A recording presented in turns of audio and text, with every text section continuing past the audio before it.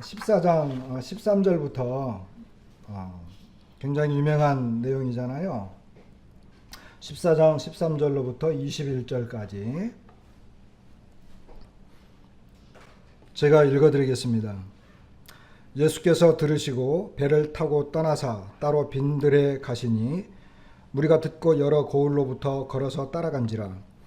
예수께서 나오사 큰 무리를 보시고 불쌍히 여기사 그 중에 있는 병자를 고쳐 주시니라. 저녁이 되매 제자들이 나와 이르되 이곳은 빈들이요 때도 이미 저물었으니 무리를 보내어 마을에 들어가 먹을 것을 사 먹게 하소서. 예수께서 이르시되 갈 것 없다. 너희가 먹을 것을 주라. 제자들이 이르되 여기 우리에게 있는 것은 떡 5개와 물고기 2마리 뿐이니이다.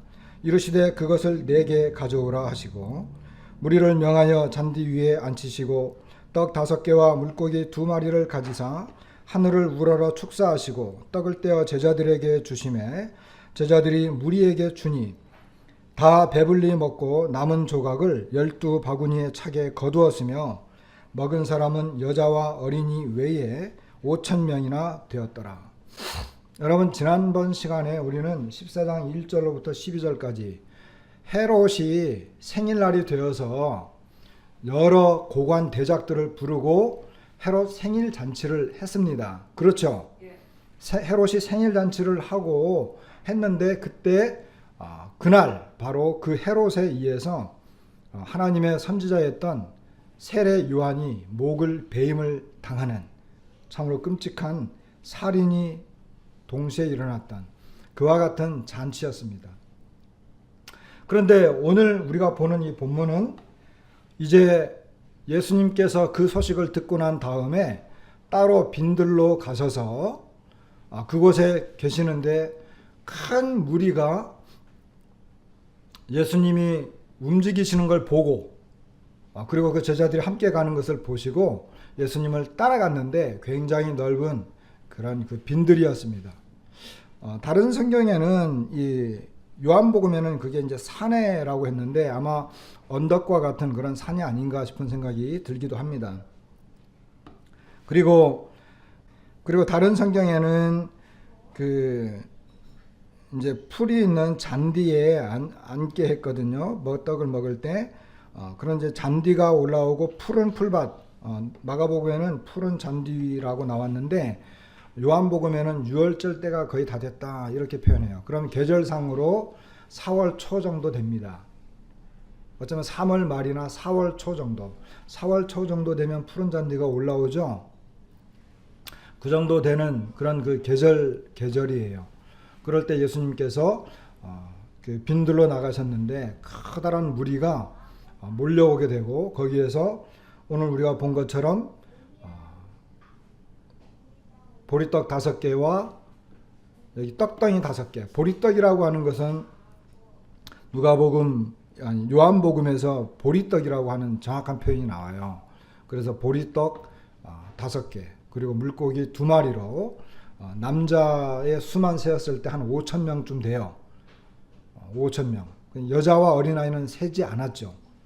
그럼 전체적으로 보면 한 2만 명 정도 될 거다 이렇게 생각을 하는데 그 정도 되는 엄청나게 큰 무리를 보리떡 5개, 물고기 2마리로 그들을 먹이는 이와 같은 그 장면이 바로 이와 같은 내용입니다. 여러분 14장에 와서 지금 13절 이후부터는 예수님께서 이 땅에 오셨는데 예수님이 자신의 이 본연의 모습 그리고 본연의 정체를 드러내는데 오늘 우리가 본 장면에서는 물론 예수님의 능력도 나타나지만 어떤 면에서는 상당히 예수님의 어떤 인격과 성품이 드러나는 그리고 그 다음에 물 위를 걸으시는 이 바람을 잔잔하게 하고 물 위를 걸으시는 이와 같은 장면들은 예수님의 그 신분 그리고 능력 이와 같은 곳에 중점을 맞춰서 예수님이 어떠하신 분이신가 하는 것을 보여주는 내용입니다. 아마 유대인들이 나중에 예수님을 믿게 되고 이 내용을 읽었다라고 한다면 구약에 예언되어진 그 메시아가 바로 예수님이 맞구나. 이렇게 그들은 아마 마음에 확신을 가졌을 거예요. 우리는 구약 성경을 잘 몰라도 신약 성경을 보고 그리고 예수님이 하나님의 아들로서 우리의 죄를 담당하셨고 죄에서 우리를 구원해 주셨다라는 이런 죄사함의 복음을 통해서 믿고 난 다음에 그냥 예수님은 하나님의 아들, 우리를 구원하시는 분 이렇게 단순히 믿고 있지만 유대인들은 이런 내용을 읽었을 때 예수님이 자기들이 기다리던 그 은혜로우시고 긍휼이 많으신 정말 우리를 사랑하시는 진정한 왕, 그리고 그 왕은 이스라엘의 12지파를 충분히 이끌어내고 그들을 구원하실 수 있는 정말 능력 있는 참 하나님이다, 참 능력 있는 왕이다라고 하는 것을 이 내용을 읽으면서 아마 그들은 이해하고 인정하게 되고 깨달았을 거예요.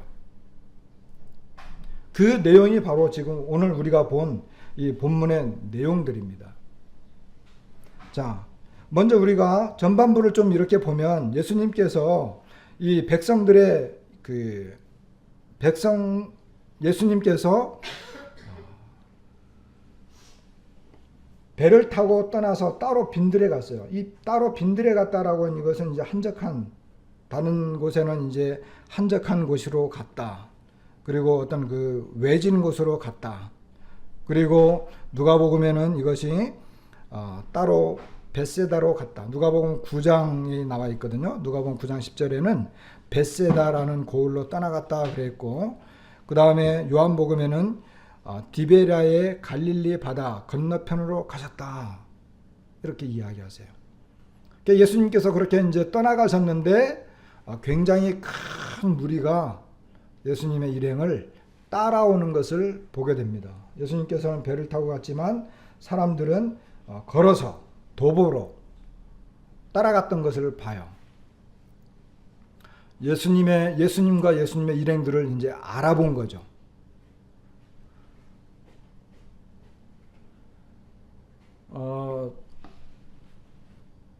지난번 시간에 헤롯의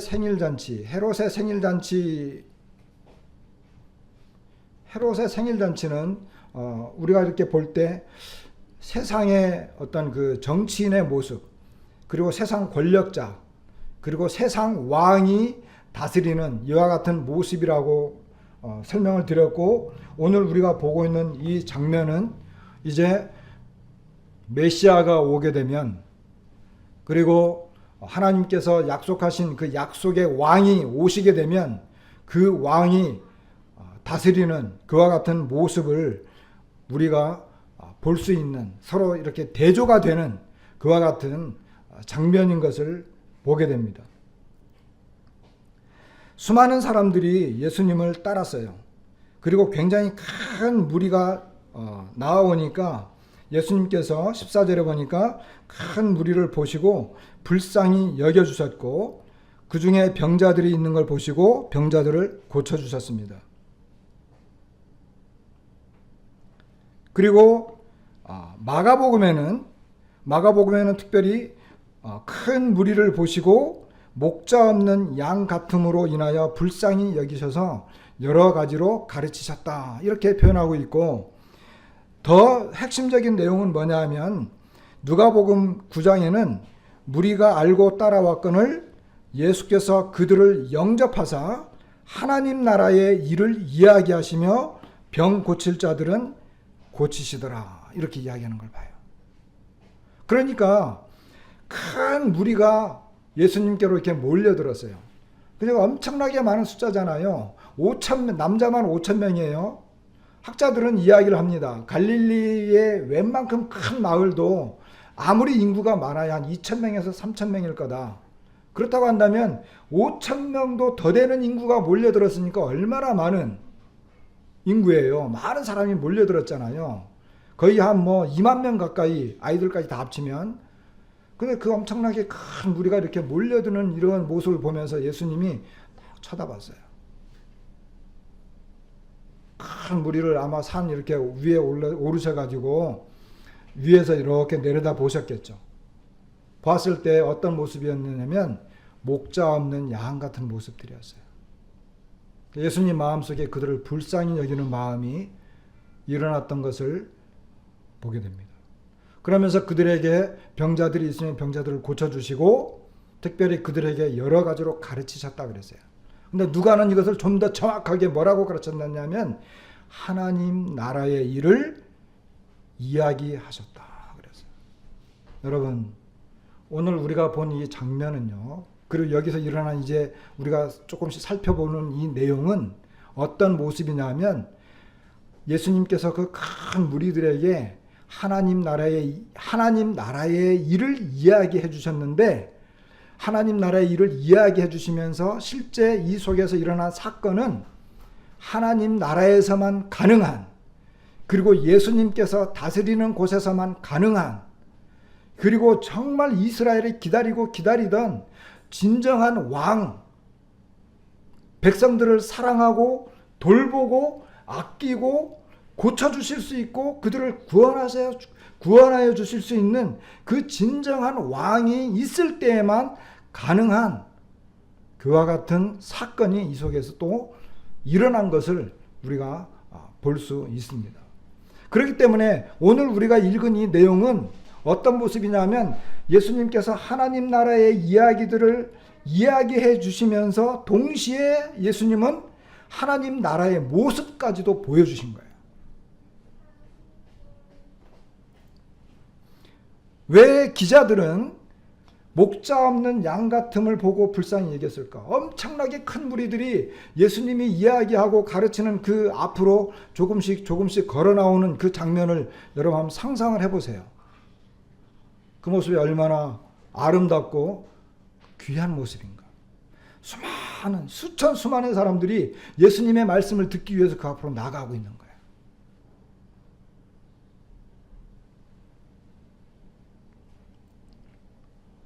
이 내용은 우리가 좀 비교가 되어지는 그와 같은 사건하고 우리가 좀 찾아볼 수 있습니다.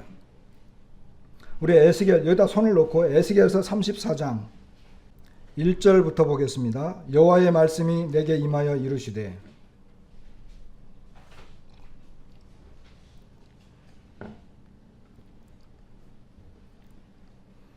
인자야 너는 이스라엘 목자들에게 예언하라. 그들 곧 목자들에게 예언하여 이르기를 주 여호와께서 이같이 말씀하시되 자기만 먹는 이스라엘 목자들은 화 있을진저 목자들이 양떼를 먹이는 것이 마땅하지 아니하냐. 너희가 살찐 양을 잡아 그 기름을 먹으며 그 털을 입되 양떼는 먹이지 아니하는도다. 너희가 그 연약한 자를 강하게 아니하며 병든 자를 고치지 아니하며 상한 자를 싸매주지 아니하며 쫓기는 자를 돌아오게 하지 아니하며 잃어버린 자를 찾지 아니하고 다만 포악으로 그것들을 다스렸도다. 5절 목자가 없으므로 그것들이 흩어져서 모든 들짐승의 밥이 되었도다. 내 양떼가 모든 산과 높은 맷뿌리에다 유리 되었고 내 양떼가 온 지면에 흩어졌으되 찾고 찾는 자가 없었도다. 20절부터 보게 되면 그러므로 주 여호와께서 그들에게 말씀하시되 나 곧 내가 살찐 양과 파리한 양 사이에서 심판하리라. 너희가 옆구리와 어깨로 밀어뜨리고 모든 병든 자를 뿔로받아 무리를 밖으로 흩어지게 하는도다. 그러므로 내가 내 양떼를 구원하여 그들로 다시는 노략거리가 되지 아니하게 하고 양과 양 사이에 심판하리라. 내가 한 목자를 그들 위에 세워 먹이게 하리니 그는 내 종 다윗이라. 그가 그들을 먹이고 그들의 목자가 될지라. 여호와는 그들의 하나님이 되고 내 종 다윗은 그들 중에 왕이 되리라. 나 여호와의 말이니라.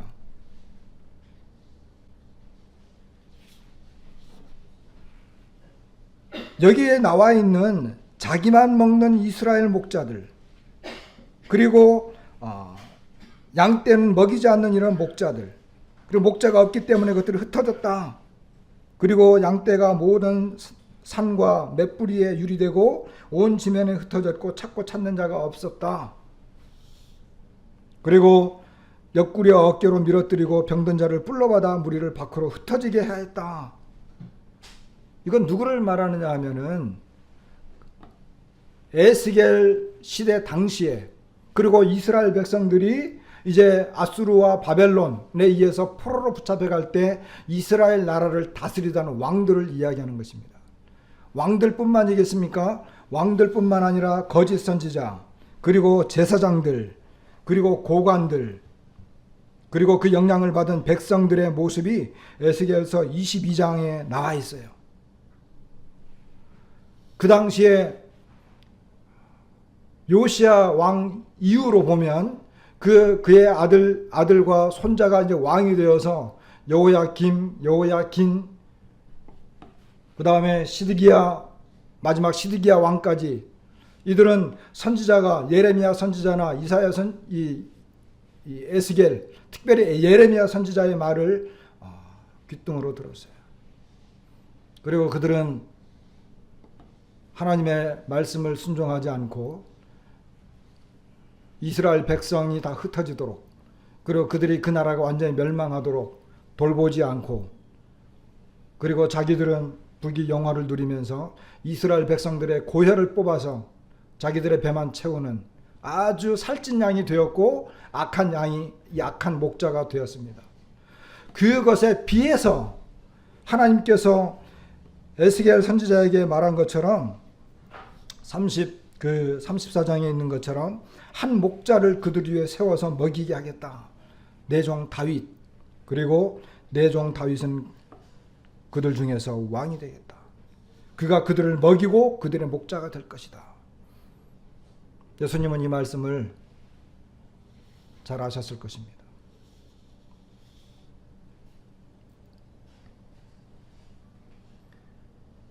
그래서 이 똑같은 에스겔 34장 그 11절부터 보게 되면, 여호와께서 이같이 말씀하셨느니라. 나 곧 내가 내 양을 찾고 찾되 목자가 양 가운데 있는 날에 양이 흩어졌으면 그 때를 찾는 것 같이 내가 내 양을 찾아서 흐리고 캄캄한 날에 그 흩어진 모든 곳에서 그것들을 건져낼지라.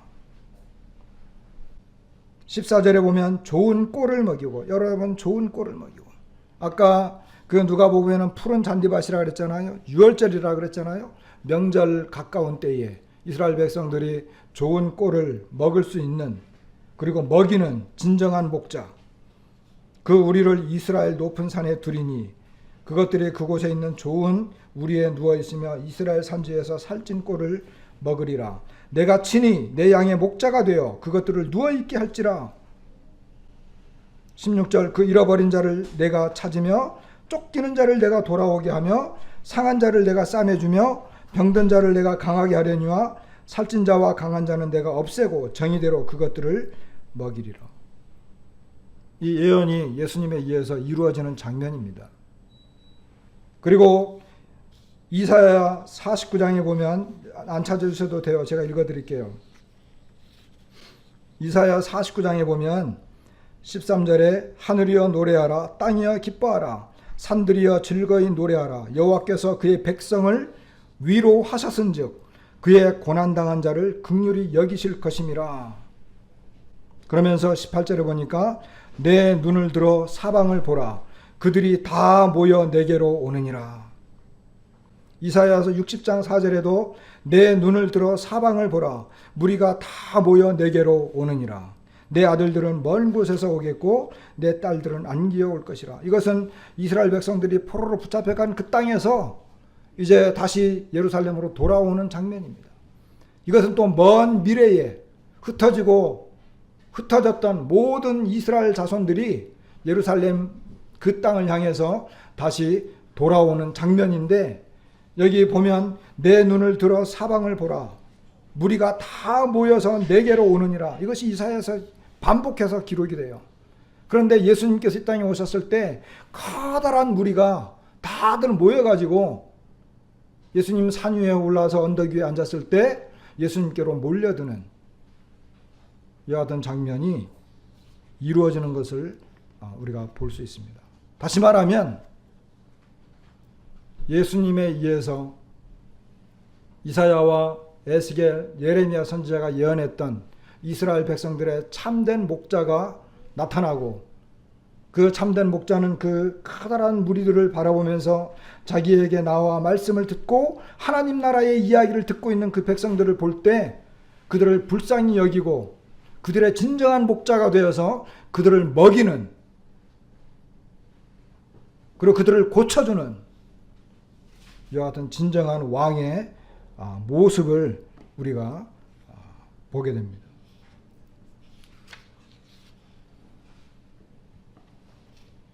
그러면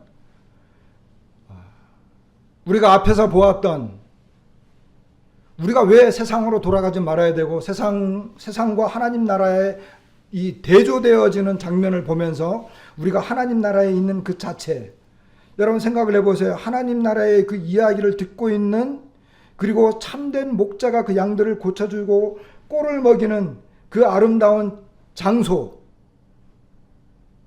그 장소와 바로 앞전에 일어났던 그 끔찍한 헤롯 왕의 생일잔치, 이것이 얼마나 극적으로 대조되고 있는지, 세상 왕이 다스리는 그곳과 하나님이 다스리는 그곳, 세상 나라와 하나님 나라가 어떻게 비교되고 대조되고 있는지, 우리가 뉴스를 보면 세상에는 슬프고 비참하고 끔찍하고 처참한 이런 이야기를 계속해서 듣지 않아요?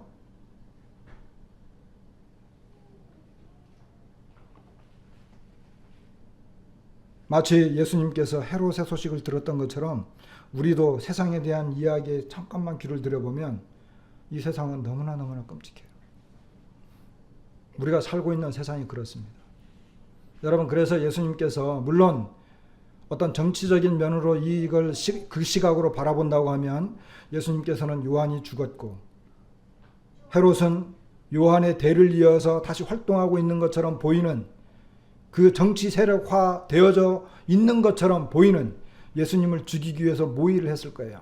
그 예수님은 요한이 죽었으니 그 다음 타겟은 나겠지, 그러고 이렇게 피신했을 수도 있지만, 그러나 여러분 이 본문을 좀 더 읽어보면 예수님께서는 산으로 가셨고 나중에 무리들을 다 돌려보내신 다음에 하나님하고 개인적인 친밀한 교제를 나누는 걸 봐요.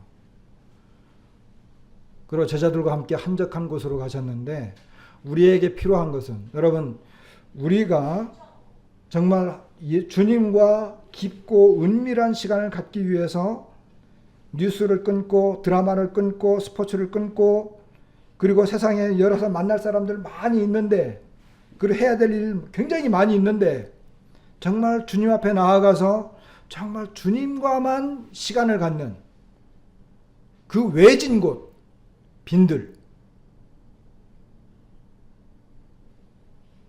그리고 주님하고만 시간을 갖는 그와 같은 시간, 굉장히 중요한 거예요. 주님은 그런 시간이 필요했습니다. 왜? 주변이 너무 사납고 끔찍하고 두려운 거예요. 그리고 그 외진 그곳에 조용히 모여있는, 그리고 자기에게로 몰려오는 그 무리들을 향해서 하나님 나라의 이야기를 해주는 거예요. 이게 다른 것입니다. 세상 정치인은 죽이고 미워하고 전쟁과 폭력, 끔찍한 이런 이야기들이 많이 있지만, 하나님 나라에서는 불쌍히 여기는 목자의 마음이 아주 이렇게 극명하게 대조되어져 있는 모습을 보게 됩니다. 세상에서는 자신을 위한 자신의 생일잔치가 벌어지고 있었습니다. 그러나 하나님 나라에서 예수님은 백성들을 불쌍히 여기고 백성을 위한 주님의 잔치가 벌어졌습니다. 그리고 세상 왕은 귀인들과 고관들, 높은 사람들, 어떤 정치적인 어떤 그 연대를 갖고 있는 사람들만 초대했지만, 주님께서는 커다란 무리, 누구든지 병들고 아픈 사람들 누구나 다 예수님께로 나올 수 있는 것이었습니다. 헤로디아의 딸이 이름이 뭐냐면 살로메거든요. 그 딸은 헤롯과 귀인들을 기쁘게 하기 위해서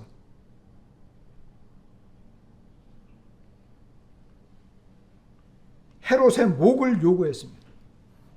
그러나 우리가 본문에서 본 이 하나님 나라의 모습은 커다란 무리와 그리고 주님과 모두를 기쁘게 하는,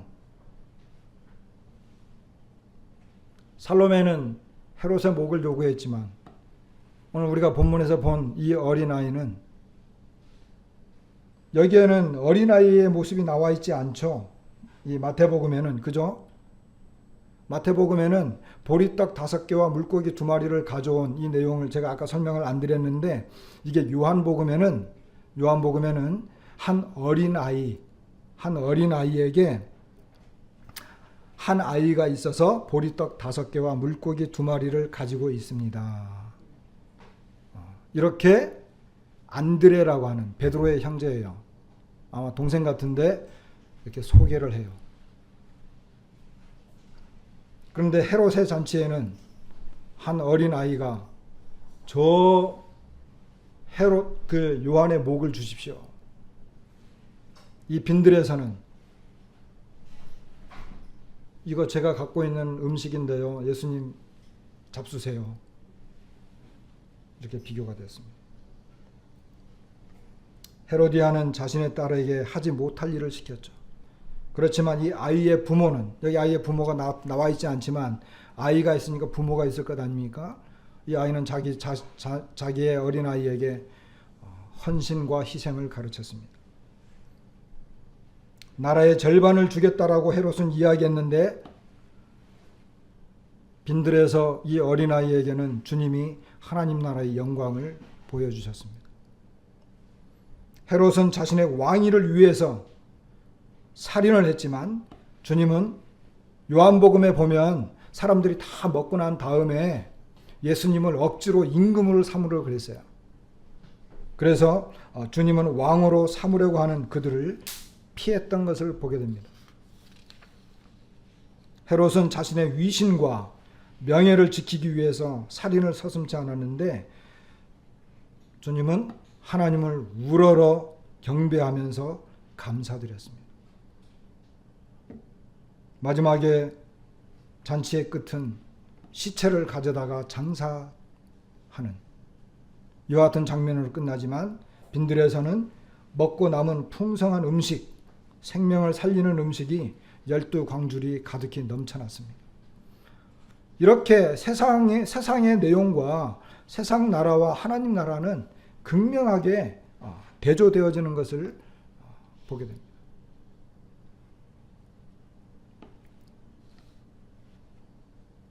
아까 우리는 봤어요. 수많은 사람들이 이사야 선지자가 예언한 것처럼 이 모든 무리들이 예루살렘을 향해서 몰려드는 것을 보았습니다. 그리고 예수님은 자기의 양들을 찾고 찾아다니면서 그들을 먹였던 이와 같은 예언들이 이루어지는 것을 우리는 에스겔 선지자를 통해서 살펴봤습니다. 하나님 나라의 모습을 통해서 우리가 받을 수 있는 교훈이 있다면 뭘까요? 지금 이 마태복음 14장 13절 이후에 나와 있는 이와 같은 모습은 장차 하나님 나라에서 이루어지는 그 모습 그대로예요. 어쩌면 천년왕국 때 예수님께서 예루살렘 성에 앉을 것이고 수많은 이스라엘 백성들이 몰려들 거예요. 그리고 그들은 예수님의 가르침을 배울 것이고, 그리고 하나님 나라의 일을 예수님 계속해서 이야기할 것입니다. 그런데 이처럼 사람들이 몰려들었어요. 사람들은 예수님과 그 일행들을 알아보았습니다. 그리고 그들은 스스로 따라갔던 것을 보게 됩니다. 하나님 나라의 아름다운 모습은 주님과 주님의 일행들을 알아보고 그들을 따라가서 그들과 함께 했던 것입니다. 사회나 교회나 하나님의 나라나 특징이 있다고 한다면 사람들이 알아보고 몰려든다는 것입니다. 사람들이. 그렇다고 한다면 우리가 할 수 있는 일이 뭐냐? 우리가 할 수 있는 일은 하나님 나라의 아름다운 모습을 나타내고 우리의 아름다운 모습을 보고 사람들이 오도록 하는 것입니다. 전도 필요한 것이고 전도는 반드시 해야 되지만, 그러나 전도했다고 사람들이 오는 게 아니에요. 전도하면 사람들이 다 오나요? 전도해서 사람들이 감동을 받는 경우는 그렇게 많지 않아요. 그런데 사람들이 우리의 모습을 보고 우리가 어떠한 형태의 모습을 갖추고 있느냐를 보고는 감동을 해요. 여러분, 초대교회의 모습은 어땠습니까? 초대교회. 우리가 잘 아는 것처럼 초대교회. 하나님 나라의 아름다운 모습이었어요. 사도행전 2장에 나와 있는 이 교회의 진정한 모습, 하나님 나라의 아름다운 모습, 믿는 사람들이 다 함께 모였습니다. 성경은 사도행전은 믿는 사람이 다 함께 있어 그랬어요. 그리고 자기의 물건들을 서로 이렇게 나누어 가졌습니다. 그리고 자신의 재산과 소유를 팔아서 각 사람의 필요를 따라서 나눠주었습니다. 그러니까 초대교회의 아름다운 모습, 하나님 나라의 아름다운 모습은 나눠주는 모습이에요. 근데 세상은 어때요? 여기 살찐 양으로 표현된 이스라엘의 이 고관 대작들, 정치인들, 선지자들, 제사장들, 그러니까 정치, 사회, 종교적으로 다 타락했기 때문에 그들은 백성들의 것을 훔치고 어떻게 하면 백성들을 쥐어짜서 자기들의 배를 채울까? 그리고 백성들도 그 영향을 받겠죠? 그래서 서로 이 폭행을 저지르고, 그런데 하나님 나라는 서로 나눠주는 거예요. 그 하나님 나라에는 가난한 사람이 없어요. 이게 특징입니다.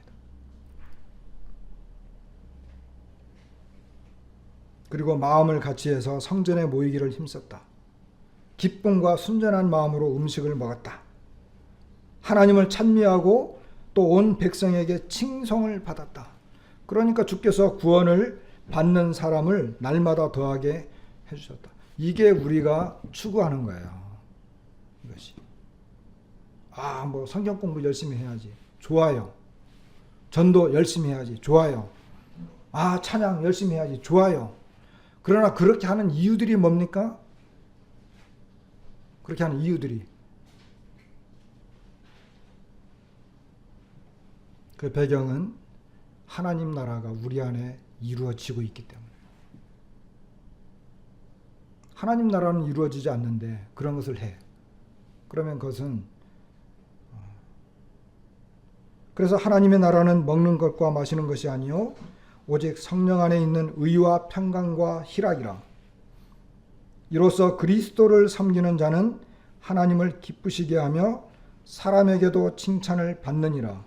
그러므로 우리가 화평의 일과 서로 덕을 세우는 일을 힘쓰나니.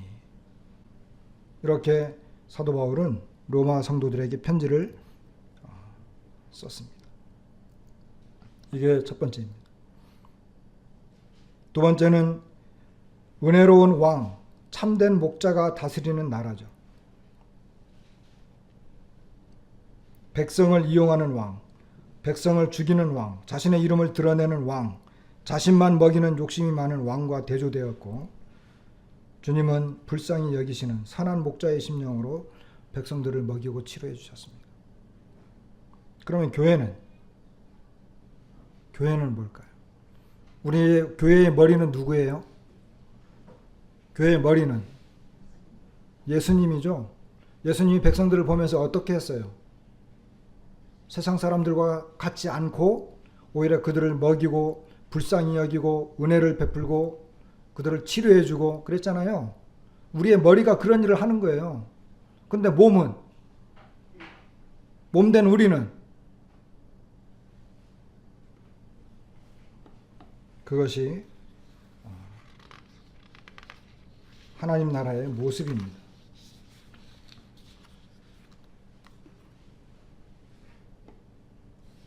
제자들을 가르치시는 주님의 은혜로운 방법. 여러분,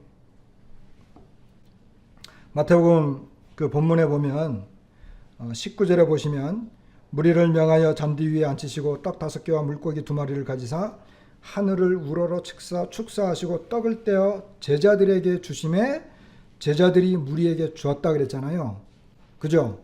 예수님이 그 2만 명 가까이 되는 사람들 다 찾아다녔을까요? 주님은 제자들에게 줬어요. 제자들이 떡을 나눠준 거예요. 먹고 난 다음에 몇 바구니 남았죠? 12광줄이 12바구니 남았죠? 왜 12바구니겠어요? 응? 저보다 성경을 더 잘 아시는 것 같아요.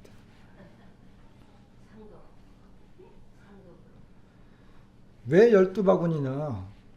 맞아요. 12명의 제자니까 그래요. 12명의 제자니까. 그러니까 12명의 제자들이 각자 바구니가 있었어요. 그 자기 바구니를 가지고 가서 떡을 막 나눠준 거야. 물고기도 나눠주고. 그런데 줄어들질 않아. 계속 나눠주는데. 그거 다 먹고 배불리 먹었어요.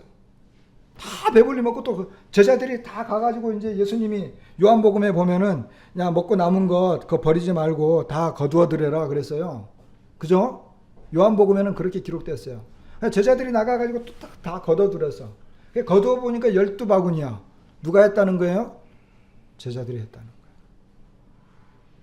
영적인 의미로는 12제자잖아요. 이것은 이스라엘을 말하는 거예요. 새로운 이스라엘. 우리는 교회로 생각하면 되죠. 나중에 이 제자들이 배에서 고난당하잖아요. 이것도 이스라엘을 구원하시는 주님의 능력, 어떤 영적인 어떤 안목으로 본다고 한다면. 옛날에는 그 문화 배경 사전을 찾아보게 되면 옛날에는 사람들이 여행을 하거나 또는 뭐 이렇게 할 때 그 이 바구니를 각자 자기의 바구니가 있었대요. 이 바구니는 버드나무로 짠 건데 이 제자들도 아마 이걸 갖고 있었던 것 같아요. 근데 어떤 학자들은 로마 군인들 바구니를 이야기한대요. 로마 군인들은 바구니가 더 컸대요. 현대식으로 말하면 군인들 뭐죠? 이거 뭐죠? 군장. 군인들 뒤에 보면 짐을 잔뜩 지잖아요. 그런 것처럼 다 자기 것이 있었어요. 그런데 일반 사람들도 자기 바구니가 있어가지고 그 바구니를 들고 다녔다는 말이 있어요. 그런데 제자들이 쭉 나가가지고 싹 거둬들이니까 12개야. 제자들이 12명이니까 12개죠. 그런데 여러분, 그런데 거기에서 제자들이 뭘 배웠을까요? 예수님께서 그랬어요. 제자들이 이제 날이 다 어두워졌어. 그죠? 날이 저물어졌어. 마태복음에는 날이 저물매 그랬어요. 저녁이 되매. 날이 다 저물었어.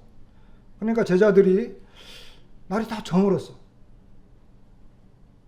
근데 그 중에 한 제자가 이 제자들이 야 큰일 났다. 이거 사람들 이거 마을로 보내가지고 이거 음식을 사 먹게 하든지 어떻게 해야 되는지 이거 큰일 났다. 어떻게 할까? 그럼 예수님께서 특별히 그 중에 한 제자에게 뭐라고 말하냐면 제자들이 주님에게 와가지고 이 사람들 다 마을로 보내서 음식을 좀 사 먹게 하십시다. 이랬더니 예수님께서 특별히 빌립에게 요한복음에는 빌립에게 그래요. 우리가 어디서 떡을 사서 이 사람들을 먹이겠느냐. 이렇게 이야기를 해요. 우리가 어디서 떡을 사가지고 이 사람들을 먹이겠느냐. 요한복음에는 그렇게 나와요. 근데 예수님께서 생각을 한번 해보세요. 여기 제자들이 마을에 들어가서 먹을 것을 사 먹게 하십시오. 그랬더니 예수님이 갈 것 없다. 너희가 먹을 것을 주라. 이럴 때 예수님이 제자들은 그럴 거 아니에요. 아니, 예수님이 지금 우리 사정을 몰라도 너무 모르네. 그럴 거 아니에요. 그렇죠? 우리 사정을 몰라도 너무 모르네. 그리고 특별히 빌립한테는 그래. 야, 이 사람들 다 이 숫자를 어떻게 먹일 거냐. 이렇게 물어봐요, 예수님이. 그런데 요한복음에서는 예수님이 어떻게 하실 것을 다 아셨다 그랬어요. 그러니까 예수님은 이미 마음에 큰 무리를 볼 때 이미 어떻게 하실 것을 다 아신 거야. 계획이 다 있어. 그러니까 예수님이 그냥 야 걱정하지 마. 내가 알아서 다 할게 한 게 아니고 제자들에게 물어보는 거야. 제자들이 와가지고 예수님 이 사람들 마을에 보내서 좀 어떻게 먹게 하십시다. 가서 사 먹게 하고. 그럼 예수님이 갈 것 없다. 너희가 먹을 거 줘라. 그러면서 예수님 마가복음에서는 가가지고 뭐가 있는지, 먹을 만한 게 뭐가 있는지 한번 알아봐라 그래요. 제자들이 가서 쫙 알아봤어. 보니까 먹을 게 아무것도 없어요. 먹을 게 아무것도 없어요. 근데 한참 있다 보니까 저쪽에서 안드레가 막 오는 거예요. 안드레가 오고, 예수님 먹을 거 하나도 없어요. 근데 여기 저 아이 있잖아요. 저 아이 바구니에 보니까 보리떡 5개 하고 물고기 2마리가 있네요. 근데 그거 갖고 뭐 얼마 되겠어요? 제가 계산해 보니까요. 빌립은 굉장히 계산이 빨라. 딱 제가 계산해 보니까요. 200데나리온. 여러분 200데나리온이면은 어느 정도 되는 거예요? 데나리온 하나가 데나리온은 하루 일당이에요. 하루 일당. 한 10만 원 잡읍시다. 그죠? 많이 쳤죠? 10만 원. 10만 원이면 200데나리온은 얼마예요? 2천만 원. 2천만 원 갖고 남는다, 부족하다? 2천만 원 그것 갖고 뭐 2천만 원도 부족합니다 이러는 거야. 2천만 원도 부족하다. 200데나리온이 있어도 그걸 가지고 그 빵을 다 사가지고 줘도 그래도 부족할 것 같은데요. 예수님 우리 사정 알기나 하는 거예요. 왜? 너희가 가서 먹을 걸 주라 그랬기 때문에. 그잖아요. 예수님 참 속도 모르고 우리 사정을 그렇게도 모르나? 계산을 해보세요. 재정이 지금 10만 원인데 1억 원어치 뭐, 여러분 제가 한번 계산해 봤어요. 약 한 2만 명으로 잡고 이 숫자를 2만 명으로 잡고, 여러분 점심 한 끼 먹으려면 요즘 얼마 정도 들어요? 저는 좀 싸구려 먹으러 갈게요. 팍팍팍팍 한 몇 번 쳐가지고 5천원짜리 막 인터넷 뒤져가지고, 야 여기 5천원짜리 점심이 있다, 여기 가자. 뭐 숫자도 많고 하니까. 그래 2만 명이 5천원짜리 점심을 먹었어. 그럼 얼마예요? 얼른 계산이 안 되는 거 보니까 금액이 좀 많이 나오네. 자, 2만 명이 5천원짜리 먹었어요. 그럼 얼마? 확실히 재정은 다르네. 1억이에요. 1억. 여러분, 자, 만왕의 왕이신 예수님이 자기 백성들에게 식사를 제공하는데, 헤롯은 자기 생일잔치에 그냥 떡 벌어진 상에다가 막 해줬겠는데, 예수님 진짜 왕이 오셨잖아요. 그죠? 백성들의 진짜 왕, 그분은 하늘에서 오신 왕이잖아요. 그 옛날에 이스라엘 백성들, 응? 한 200만도 더 되는 그 인구를 광야에서 40년 동안 한 번도 굶기지 않고 먹였던 그 왕이 오신 거예요. 근데 기껏 해봐야 2만 명? 100분의 1도 안 돼. 그 백성들을 보면서 그 왕이 먹일 때 무슨 뭐 초코파이 하나 주고 끝내겠어요? 저녁 시간 다 됐는데 어떻게 하겠어요? 예수님은요 그냥 뷔페를 열어버린 거예요. 호텔식 뷔페로. 그것도 우리가 알고 있는 그 왕이 누굽니까? 우리가 섬기고 있는 그분이 누굽니까? 이스라엘 백성들은 잘 알 거예요. 40년 동안 그 수많은 백성들을 한 번도 굶기지 않고, 옷 한 번 헐거벗지 않고, 신발 닳지 않게 한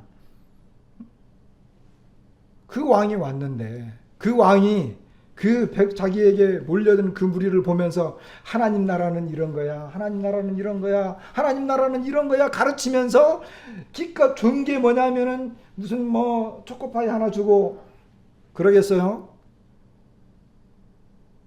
그러지 않는다. 예수님 실제로 그러지 않았어요. 지금 우리가 보고 있는 거는 실제 예수님께서 호텔식 뷔페보다도 더 풍성한 잔치를 먹은 것 같게 해버린 거예요. 이게 바로 제자들은 뭐라고 말을 했냐면, 주님 우리에게 있는 거 떡 5개와 물고기 2마리 뿐입니다. 뿐입니다. 마태복음에 그렇게 기록되어 있고요. 누가복음에는 이 모든 사람을 위하여 먹을 것을 사지 아니하고서는 할 수 없습니다. 할 수 없습니다. 물고기 떡 5개와 물고기 2마리 갖고는 다 먹일 수 없잖아요. 그러니까 1억이 들어가든 10억이 들어가든 이거 다 사서 먹여야 됩니다.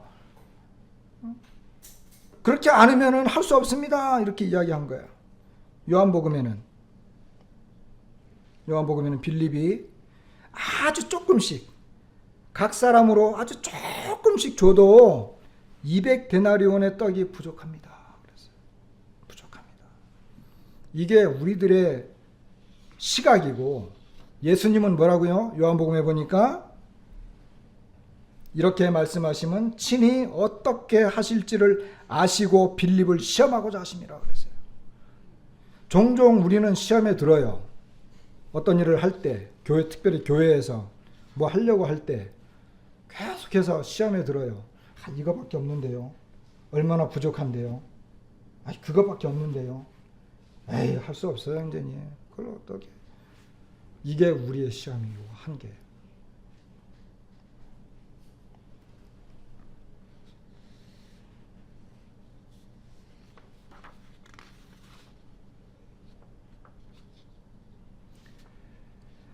이것이 제자들을 가르치는 주님의 은혜로운 방법이었어요. 그리고 이곳에는 헌신이 있었습니다. 어린아이의 헌신. 그런데 주님은 그 헌신을 통해서 이루 헤아릴 수 없는 풍요로움을 맛보게 했어요. 우리의 작은 헌신은 결코 헛되이 사용되지 않습니다. 마태복음에는 놀라운 표현이 나와요. 18절 보세요. 18절 다 같이 한번 읽어볼까요? 18절 마태복음 14장 18절 시작. 내게 가져와라. 이게 문제죠. 그것을 내게 가져와라.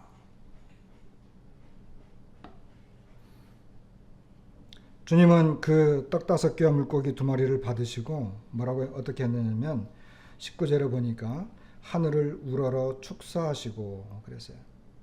하늘을 우러러 축사하시고.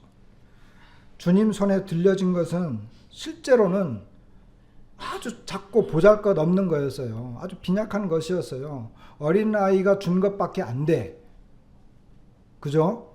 근데 주님이 그걸 탁 들고는 생각을 해보세요. 하늘을 향해 가지고 하나님 앞에 기도할 때 이것밖에 없어요. 하나님 이걸로 뭘 하겠습니까? 우리의 모습을 보십시오. 빈약하고 가난하고 부족하고 어설프고. 그렇게 기도했나요?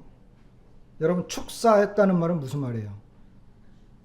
축사했다는 말은 감사했다는 거예요. 주님은 어떻게 하실지를 아시는 분이고 그분이 누군지를 자기 잘 아세요. 그러니까 하늘을 우러러서 축사하신 거예요. 그런데 아무것도 없었다고 생각을 해보세요. 아무런 헌신이 없었어. 아무것도 없었어. 그럼 어떻게 할까요? 주님에게 가져온 것이 아무것도 없어.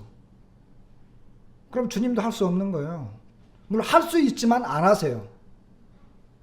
근데 주님은 가장 작은 것을 받으시고 가장 부유하고 풍성하게 바꿔주셨어요. 근데 주님은 가장 작은 것을 받을 때 외면하거나 물리치거나 뭐 거절, 그죠? 무시하지 않았어요. 여러분, 우리 교회에서 제가 자주 이야기하잖아요. 금요일날 기도하러 모일 때 1,000원, 2,000원, 구제헌금으로 1,000원, 2,000원. 저는요, 제 자신이 그래요. 제가 1,000원짜리 할 때도 있고, 뭐 10,000원짜리 할 때도 있고 그래요. 근데 저는 속으로 생각해요. 주님 결코 외면하지 않는다. 내가 1,000원을 드리지만 이것은 어떤 사람에게는 100만 원보다도 더 귀한 돈이 될 수 있다. 이런 생각을 해요. 우리가 주님에게 드린다고 한다면 주님은 그것을 무시하거나 거절하지 않습니다. 외면하지 않으십니다.